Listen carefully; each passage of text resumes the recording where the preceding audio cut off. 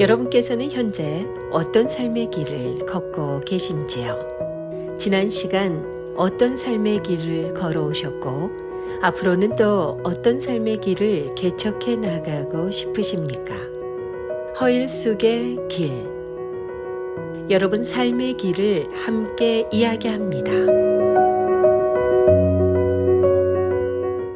100년 전 하나님께서는 신비한 섭리를 가지시고 1923년에 시카고 한인 제일연합감리교회를 시카고 땅에 한인 최초의 교회로 세우셨습니다.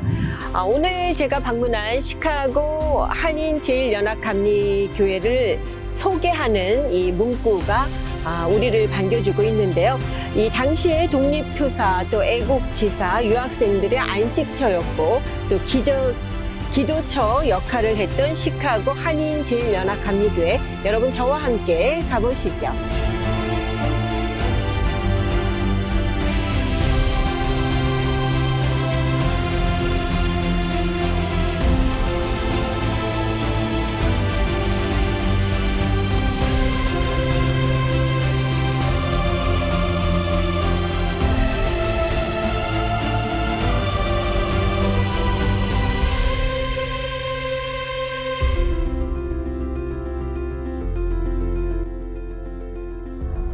혹시 조 목사님? 안녕하세요, 목사님. 안녕하세요. 네, 저는 누가 이렇게 멋지게 또 기타를 치시면서 찬양을 부르고 계신가 했습니다. 조순영 목사님 네, 맞으시네요. 맞습니다. 네, 목사님 안녕하세요. 반갑습니다. 어서 오세요. 반갑습니다. 네.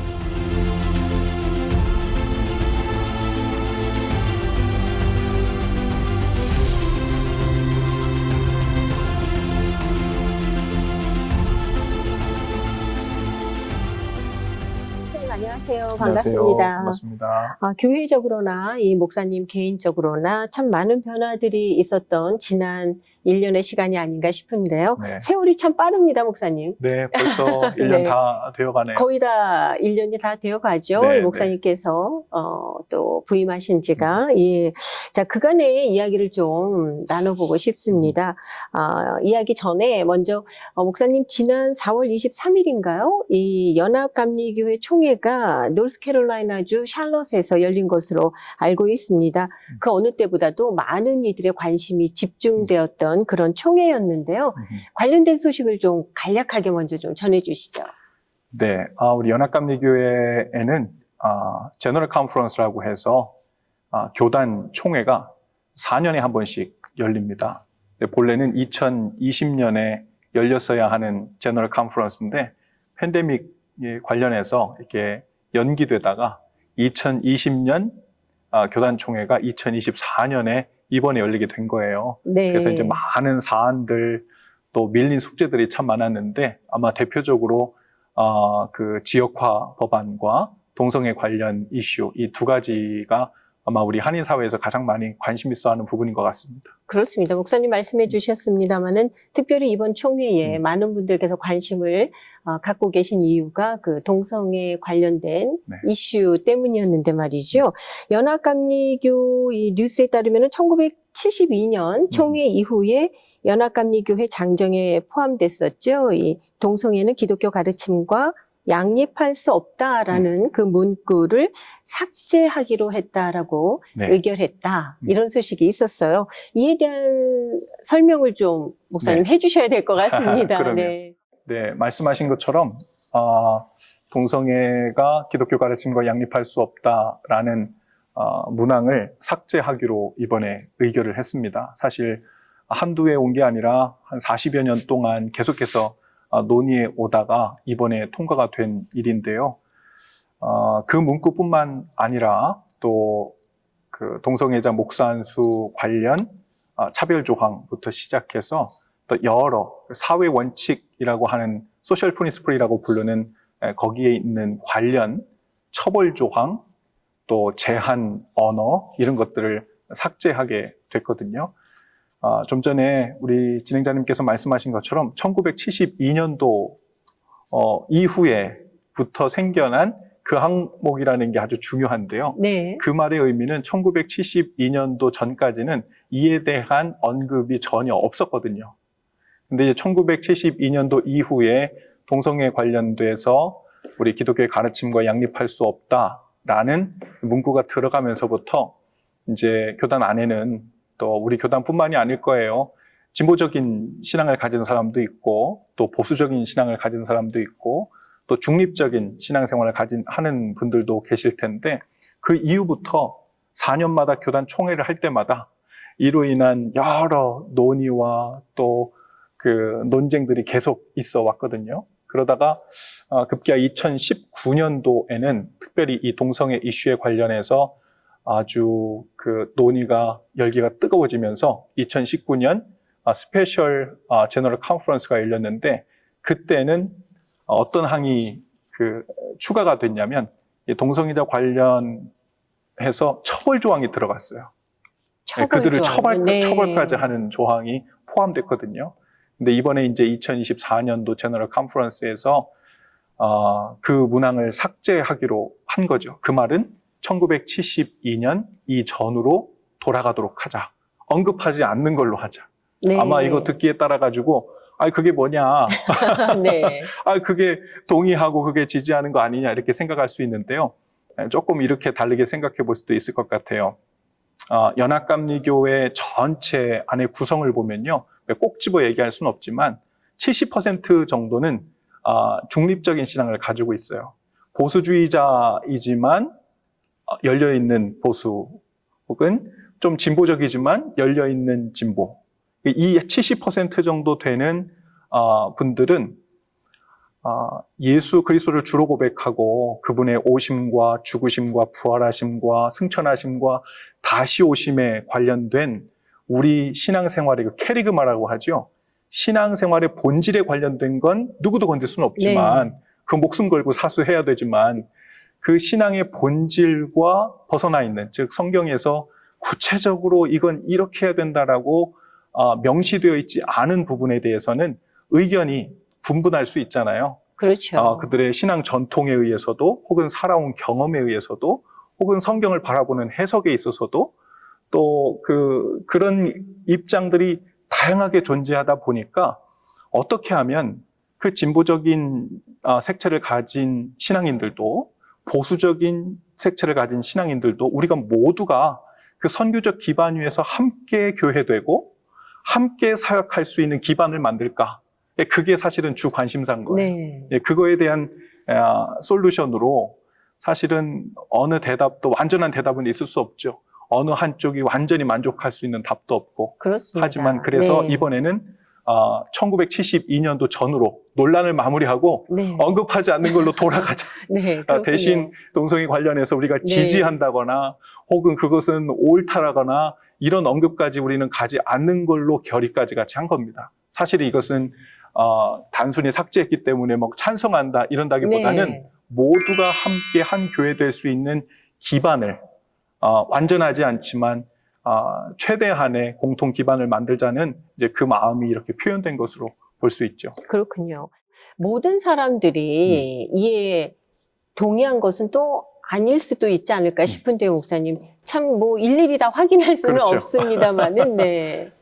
네, 맞습니다. 저를 포함해서 특별히 우리 한인교회 성도님들에게는 특별히 이 부분이 아주 낯설고 어려운 문제라고 생각됩니다. 저 또한 하나님께서 남자와 여자를 만드시고 둘이 한 몸이 이룬다 라는 이 말씀 그대로 하나님의 말씀으로 또 하나님의 본심이라고 믿고 있습니다.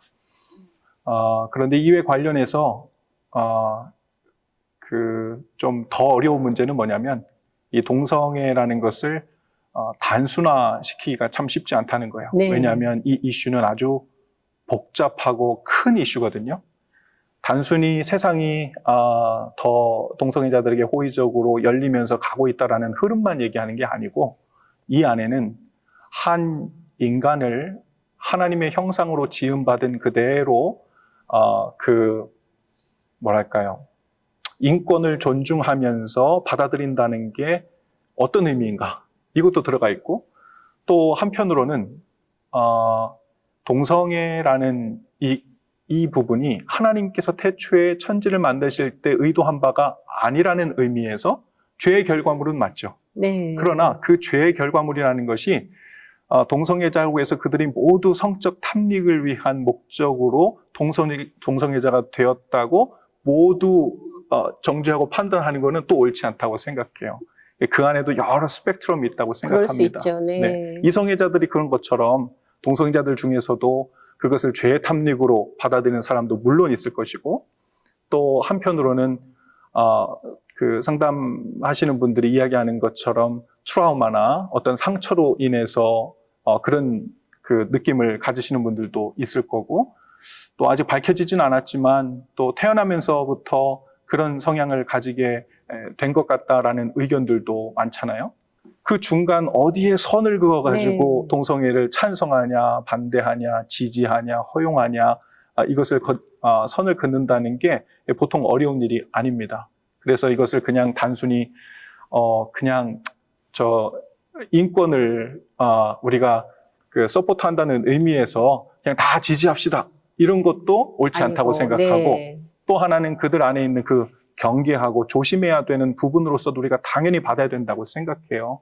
그래서 정말 조심해야 될 것은 이것을 둘 중에 하나로 반올림하거나 반내리거나 네. 이렇게 해서 한쪽으로 몰아서 그렇게 고백해야만 믿음이 있는 것이다, 하나님 편이다 네. 라고 이렇게 단순화시켜서 대답하는 일이 사실 참 어려운 일이라고 생각해요. 예. 그래서 이번에 우리 연합감리교회에서도 얼마나 어려운 일이면 40년 동안을 고민했겠습니까?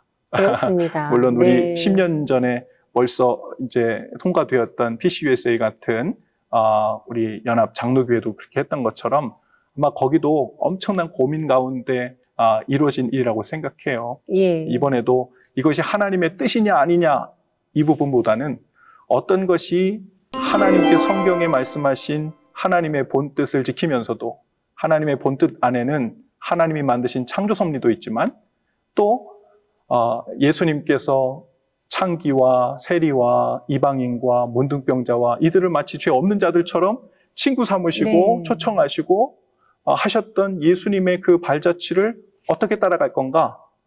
그거에 대한 고민 가운데서 차선책으로 나온 거라고 보는 것이 아마 합당하리라 생각해요. 그래서 네. 우리 교회 안에서도 이것이 하나님의 뜻입니다, 이런 접근이 아니고 네. 어떻게 하면 그 영혼을 예수님처럼 사랑하면서도 어떻게 하면 성경에 있는 그 말씀을 훼손하지 않으면서도 최대한 가까이 갈 수 있을까라는 고민에서 이번에 결정이 나온 것이다라고 보는 것이 합당하리라고 네. 봅니다. 시카고 한인 제일연합감리교회. 시카고 땅에 세워진 지 100년이 지났잖아요, 목사님. 네, 네. 네.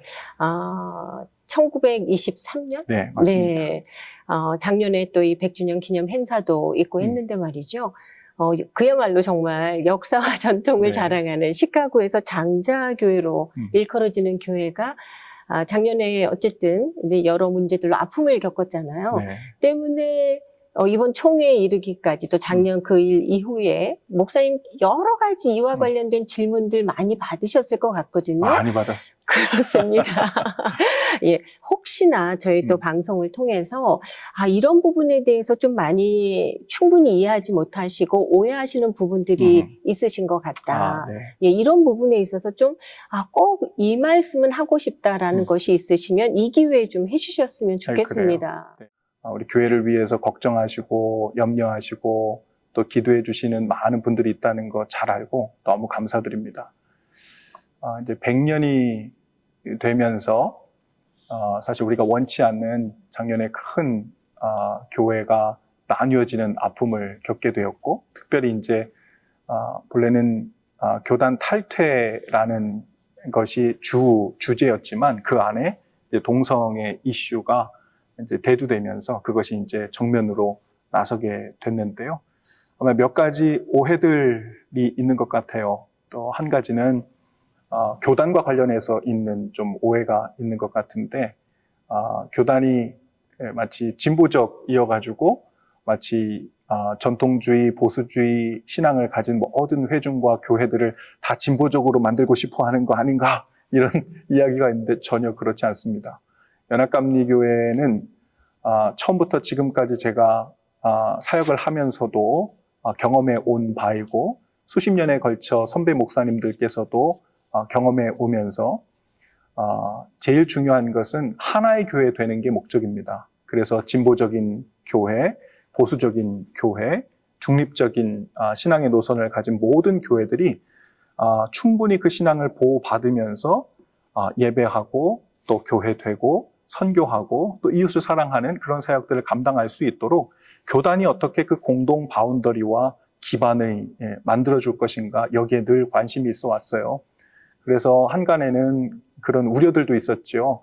아마도 이 동성애 이슈 이렇게 통과되고 나면 허용됐다고 표현하는데 네, 그렇게 되고 나면 뭐 삭제가 허용 아니냐 이렇게 얘기하는데 네. 실제적으로 맞는 말이죠.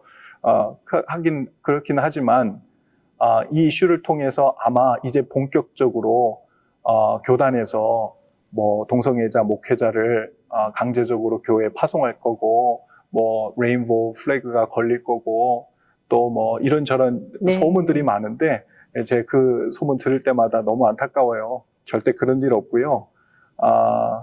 이번에도 교단 총회에서 그런 우려들을 있다는 걸 잘 알고 있기 때문에 교단에서 법으로 아예 이번에 같이 상정안을 올려서 각 교회의 신학적 방향에 맞는 그리고 신앙적 방향성에 맞는 목회자를 파송한다.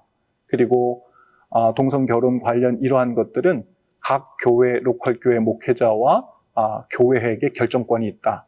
어떤 결정을 하든 그것에 대한 불이익은 당하지 않는다라는 안을 상정해서 그것도 또한 모든 대의원들이 통과를 시켰어요. 그래서 연합감리교회의 목적은요, 우리 한인교회 같은 보수적이고 전통적인 신앙을 가진 교회나 혹은 진보적인 신앙을 가지고 교회되고 나름의 선교 사역을 하고 있는 교회나 모두가 나름대로 예수 그리스도 안에서 하나의 교회를 이루어서 지금까지 그랬던 것처럼 하나님 나라 위해서 함께 사역하는 그런 기반이 되려고 완전하진 않지만 최선을 다해서 하고 있다는 것. 그리고 실은 제가 이 교회에 담임자로 파송되어 왔다는 게 또 하나의 증거예요. 네. 어떤 분들 그런 소문도 있었거든요. 이게 잘못되면 아마 후임자는 아마 어디 개인 목사님이 오는 거 아닌가 뭐 그랬는데 네. 교회 이제 우리 연회에서 당연히 이 교회의 전통과 신앙적 색깔을 볼 때 어떤 목사님이 오는 게 좋은가 하면서도 논의하고 기도하면서 저에게도 서제션하면서 강압적으로 보낸 건 절대 아니고요. 저에게 기도해보고 전적으로 저의 의견과 또 교회 네. 목회협력위원회와의 협의 가운데서 그 의견을 존중하니까 그대로 알려달라 하는 그 과정을 통해서 제가 파송되어 온 것이고요. 네, 그렇습니다. 목사님, 앞서서 잠시 언급하셨습니다만은 PC USA 같은 경우에도 이미 오래전에 이 동성애 관련 이슈로 인해서 한인교회들이 좀 어려움을 겪지 않았습니까? 그렇죠. 이로 말미암아서 좀 교회가 나뉘어지는 그런 아픔을 겪은 또 그런 교회들도 많이 있고 이에 따라서 또 성도들도 아픔을 가지고 또 흩어지게 된 경우도 있었는데요. 이런 부분을 혹시 이런 네. 과정을 겪은 이 성도들에게 또 덧붙여서 좀 한 말씀 해주고 싶은 네. 그런 부분도 있으실 것 같습니다. 네. 예, 우리가 좀 이런 부분을 어떻게 바라보고 좀 포용을 해야 될까요? 너무나 흑백 논리로만 접근하기에는 참 네. 어려운 부분이 많이 있는 것 같아요, 목사님. 시간이 지나 보니까 그렇습니다. 네, 맞습니다. 이 질문을 잘 해주셨는데 PCUSA 우리 연합 장로교회도 10년 전에 이미 이 일이 있었단 말이에요. 네. 다 통과되고 했는데 지난 10년 동안 그 안에 있었던 한인 교회들이 어떻게 교회되고 사역을 해오고 또 신앙생활을 해왔는가의 역사가 사실은 증거거든요. 10년 전에 그 일이 있었지만 네. 10년 동안 우리 연합장로교회 한인교회들이 대표적으로 잘 성장하고 건강하게 성장하고 그 신앙적 색채를 잃지 않고 10년 동안 지내온 것처럼 이제 10년 후에 이제 UMC에 이제 그 일이 온 것인데 하나님께서 사실 이걸 기프트로 주신 거라 생각해요. 저는 전통주의 신앙을 가진 교회와 성도들이 가지고 있는 강점과 기프트가 있다고 생각하고 또 진보주의 성향을 가진 교회가 가진 기프트와 사명이 네. 있다고 생각해요. 근데 중요한 것은 우리가 너무 제한되고 약한 사람들이라 한 사람 안에 두 개의 강점을 다 담을 수 없다고 생각해요. 그래서 더 넓은 하나님의 품 안에서 하나님께서 우리를 각자 부르시고 계신 것이 아닌가 이제 그런 생각도 하면서요. 이 동성애 이슈뿐만 아니라 앞으로는 뭐 AI부터 시작해서 성경에 나오지 않는 이 복잡한 이슈들이 점점 더 많이 밀려올 텐데 그렇습니다. 이 문제들을 우리가 흑백 논리로 말씀하신 것처럼 이 믿음을 굳게 지키지 않으면 거룩함이 훼손되는 거야. 믿음을 잃는 거야. 그래서 둘 중에 하나를 좀 아쉽고 조금 깨름직하더라도 둘 중에 하나를 잡아가지고 그걸 강화시키는 방식으로 신앙을 붙잡고 유지해야 되겠다라는 것만으로만 생각하면 앞으로 비슷한 문제를 계속 만날 거라고 생각해요. 그래서 저는 이렇게 생각합니다. 소위 우리가 성경적인 삶을 산다 혹은 성경적 진리를 지킨다라는 말의 의미를 네. 구체적으로 뭘로 해야 될지를 이제 정말 더 진지하게 생각해야 될 때라고 생각합니다. 단순히 성경에 나오는 구약 성경 어디에 나오는 이야기가 있기 때문에 이건 성경적인 거야. 신약 성경 어디에 이게 나오기 때문에 성경적인 거야. 물론 그럴 수 있죠. 그러나 그렇게 단순 도식으로 결론을 맺으면 때로는 신약 성경과 구약 성경이 충돌하는 것처럼 보이는 부분도 있거든요. 그렇죠. 우리가 가나안 정복 전쟁 하는 이야기 읽다가 갑자기 예수님이 원수도 사랑하고 그런 이야기 읽으면 네. 이거 안 맞거든요. 이 네. 마음을 어디 둬야 되는 거예요. 물론 하나님의 본심은 그때부터 지금까지 동일하시지만 사실 이 부분에 대한 더 깊은 숙고와 또 공부와 기도와 또 영적인 분별이 필요하다고 생각합니다. 그래서 저는 이렇게 생각합니다. 성경적 진리를 수호하고 또 성경적으로 산다는 것은 한마디로 저는 예수님을 따라가는 거라고 생각해요. 그렇습니다. 왜냐하면 네. 성경에서 말하는 유일한 진리는 구약 성경 어디 있는 문구가 아니고 성경에서 말하는 유일한 진리는 예수님뿐이거든요. 내가 곧 길이요 진리요 생명이니 했잖아요. 그러니까 예수님만 진리라고요. 그러면 성경적 진리, 즉 성경의 클라이막스가 되고 주인공이 되시는 예수님이라면 이 이슈와 이 문제 앞에서 어느 쪽으로 발걸음을 옮기셨을까? 어떤 태도를 취하셨을까? 이들에게는 뭐라고 말씀하셨을까를 기도하면서 우리가 분별해 나갈 때, 물론 우리는 이 일을 생각할 때 크게 두 가지를 생각한다고 생각해요. 하나는 성경에 있는 창조 섭리부터 시작해서 그 성경에 기록되어 있는 그것을 최대한 놓치고 네. 싶지 않은, 훼손하고 싶지 않은 그 마음도 있고, 또 하나는 예수님께서 너무 파격적으로 창녀들과 죄인들과 그렇죠. 세리들과 문둥병자들을 너무 친구처럼 품어 안으시고, 또 어떨 때는 그 가는 중에 잡힌 여인에게는 오히려 내가 너를 죄라고 정죄하지 않는다라고까지 말씀하셨잖아요. 물론 나중에 네. 가서 다시 죄를 짓지 마라 말씀하셨지만, 저는 이 이야기는 어디에 붙이냐에 따라서 양쪽이 모두 이렇게 자신의 의견을 주장할 수 있는 본문이라고 생각해요. 그런데 예수님의 전체적인 방향성과 태도를 볼 때 예수님께서 이 일을 보실 때 성경적 진리를 지키기 위해서 율법에 이렇게 지켜져 있기 때문에 이 율법을 잘 수호하는 게 성경 지키는 거야. 그러면서 뭐라고 말씀하셨을까? 과연 그렇게 얘기하셨을까 하는 생각이 드는 거예요. 네. 대신 예수님의 태도 또 예수님의 마음 따라서 우리는 완전한 하나님의 뜻은 알 수 없지만 예수님이라면 이렇게 하셨을 것 같다.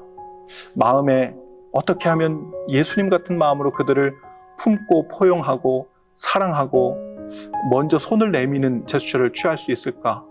그리고 네. 한편으로는 어떻게 성경적으로 얘기한 것을 크게 훼손하지 않는 범위 내에서 예수님의 그 마음을 표현할 수 있을까? 이거는 누구도 답을 알 수 없다고 그렇죠. 생각해요. 네네. 선을 긋긴 그어야 되는데 어느 쪽으로 긋냐에 따라서, 그리고 어디에 서서 그걸 보냐에 따라서 저 사람은 너무 세속적이야, 저 사람은 너무 보수적이야, 이렇게 볼 수 있거든요. 그래서 당신은 틀렸고 나는 맞아, 내가 더 성경적이고 당신은 그렇지 않아, 라는 거라기보다는 아마 저 사람도 예수님께서 주신, 그리고 경험하게 하신, 또 기도 중에 깨닫게 하신 어떤 이유가 있기 때문에 저렇게 생각하고 저런 태도를 가지고 나가는 게 아닐까 하는 이 겸손한 태도부터 시작해서 나아가면 진리이신 예수님께 네. 조금 더 가까워지지 않을까. 그래서 네. 저희 그 교회 주보에 보면요, 우리 교회 방향성을 이렇게 해놨어요. 시카고 한인제일 연합감리교회는 좌로나 우로나 치우치지 않고 오직 진리이신 예수님만 따라 사랑과 진리의 다름질을 계속하는 교회입니다.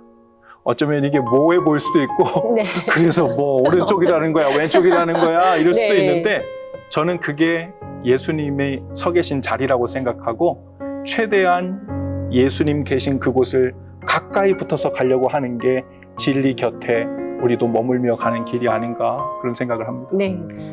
네, 목사님 말씀 들으면서 그냥 그 중에 제일은 사랑이다.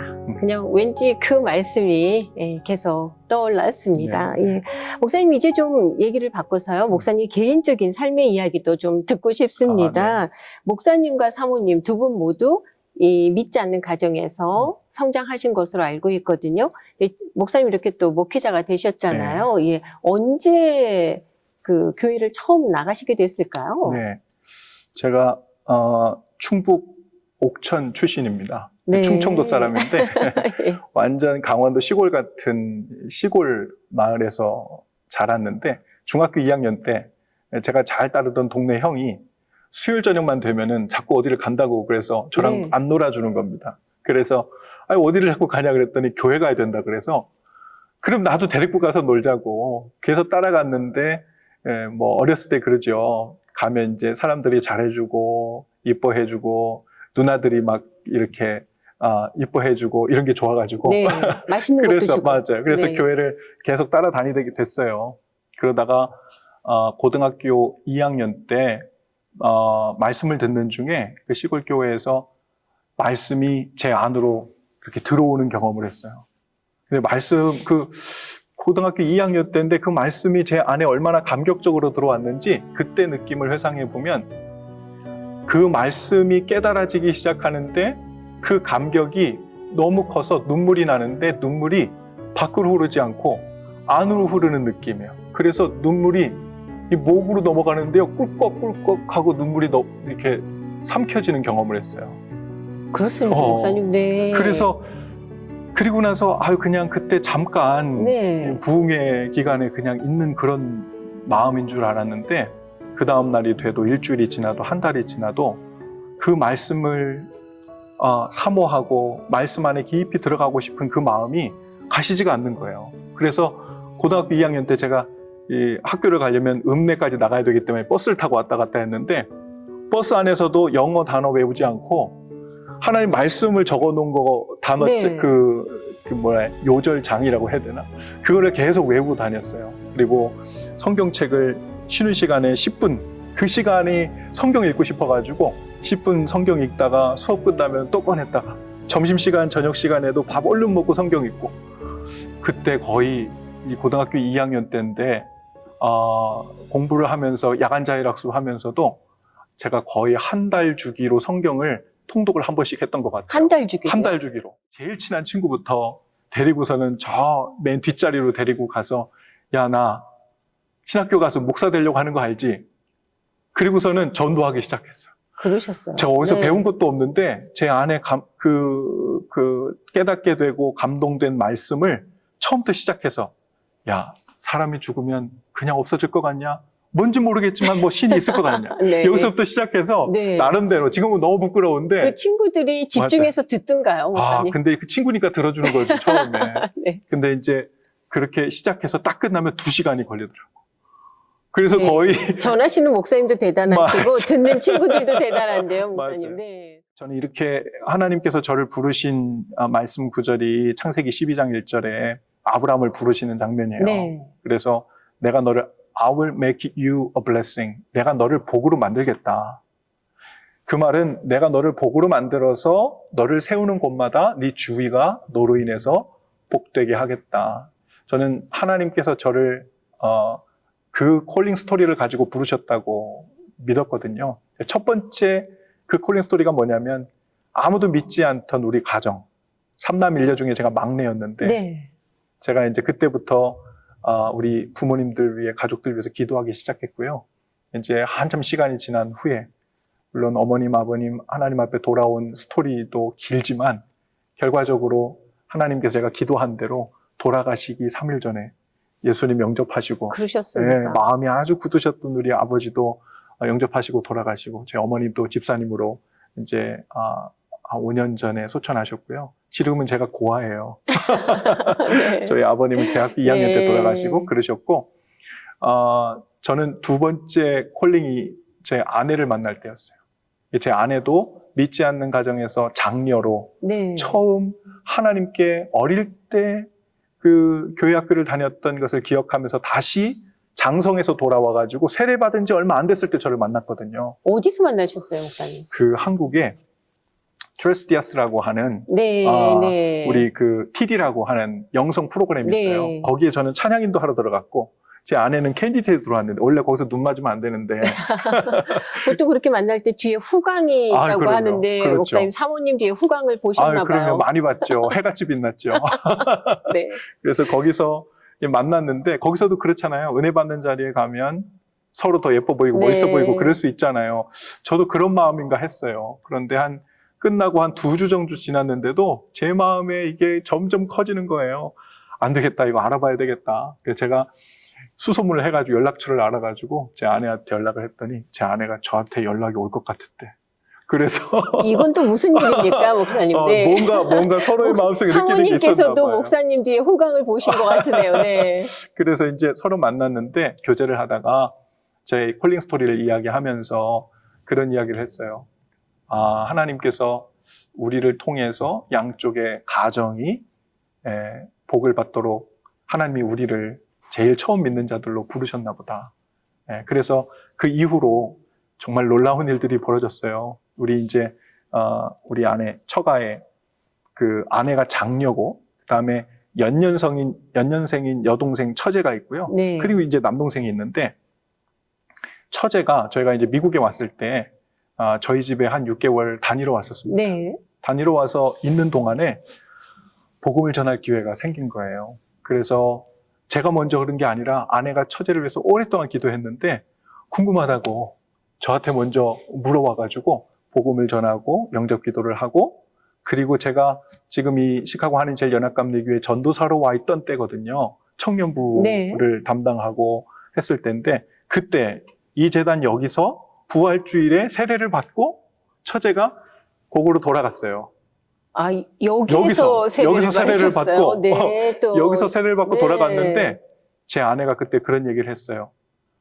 동생한테 너도 나처럼 사모로 부름받아서 사역하면 하나님이 너무 기뻐하실 것 같다는 얘기를 했대요. 그랬더니 처제가 내가 무슨 하면서도 한편 마음에 하나님이 언니처럼 저 같은 사람도 또 부를지도 모르겠다는 마음이 있었나 봐요.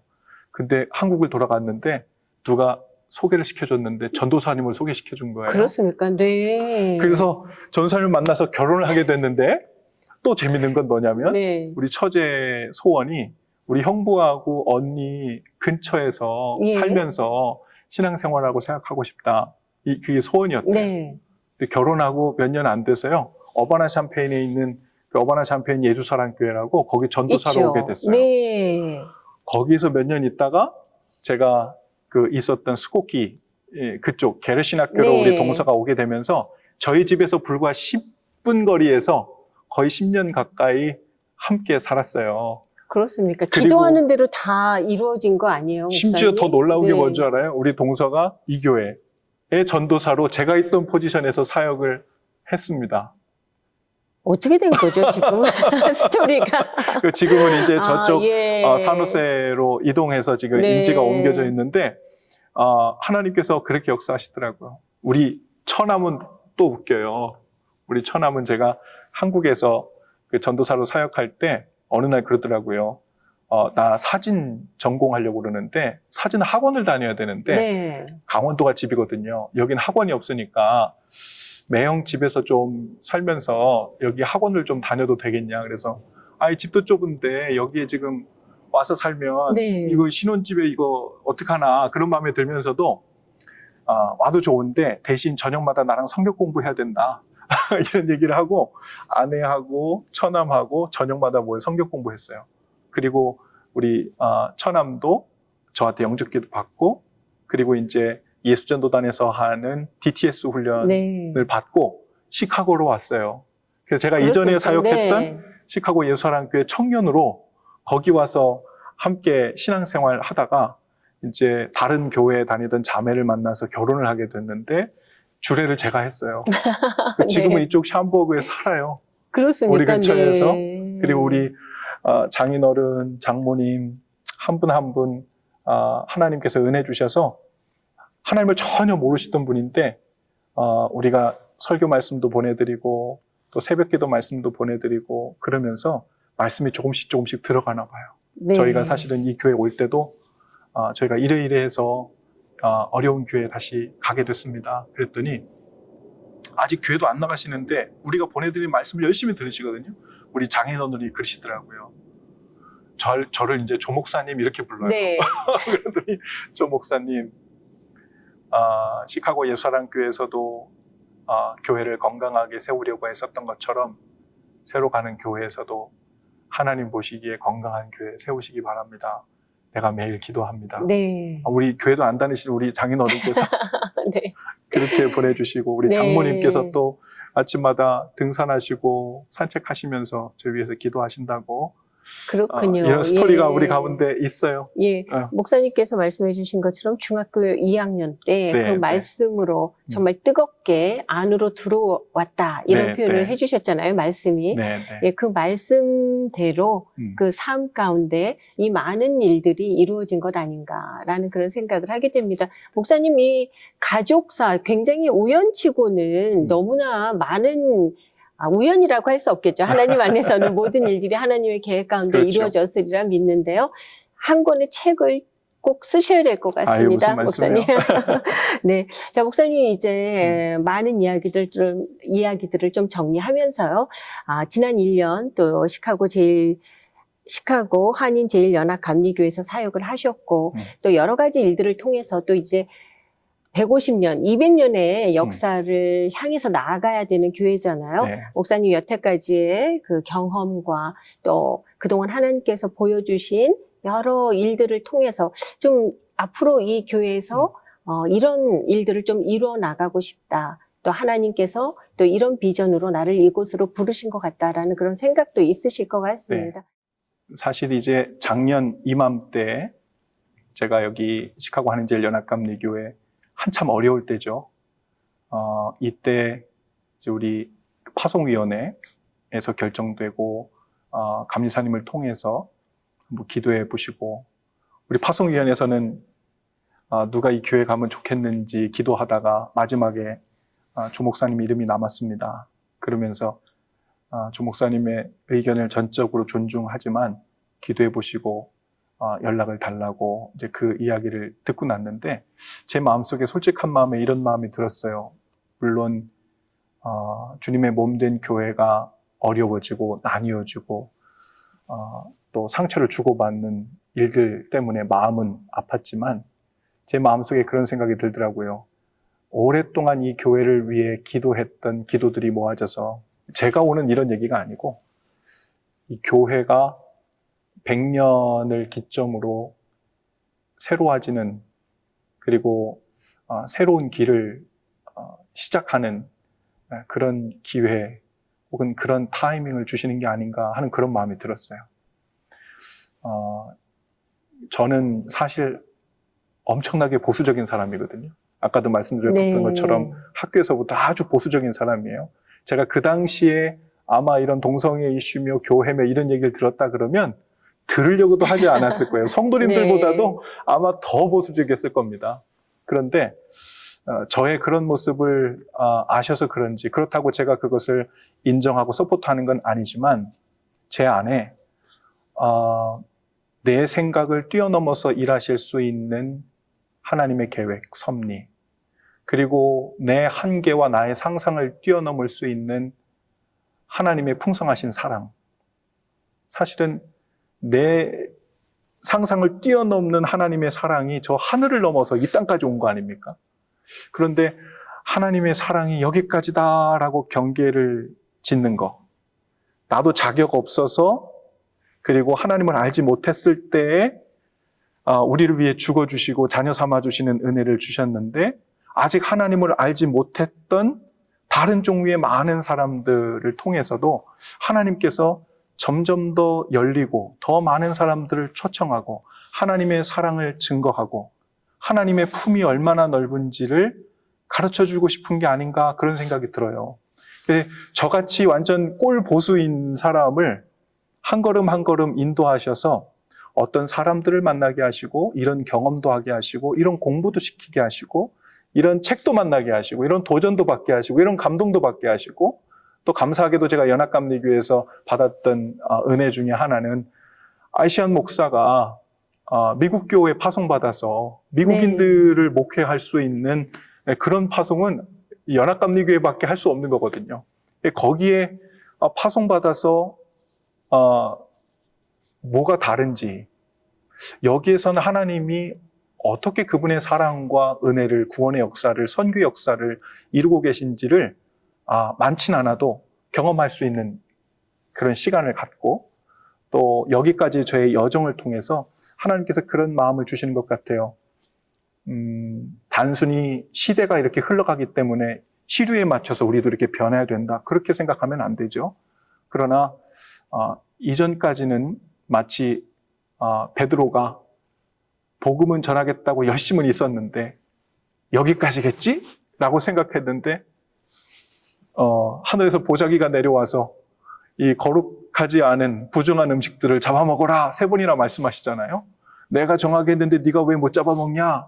그러시면서 이방인들에게도 그들도 구원의 대상임을 말씀하셨던 것처럼 어쩌면 정확히 똑같은 예가 아니더라도 하나님께서 이 시대에 교회가 성경적인 방향성과 가르침을 최대한 지켜나가며 동시에 선교적으로는 열리고 또 열려야 되잖아요. 그러니까 열리는 것과 지키는 것이 공존하고 함께 해야 되는 게 우리의 믿음이잖아요. 네. 둘 중에 하나만 선택하면 안 되거든요. 두 개가 성경이 말하는 중요한 두 기둥이기 때문에 우리 안에 고민이 있고 스트러글이 있는 거죠. 그러니까 이 고민 사이에서 하나님께서 어쩌면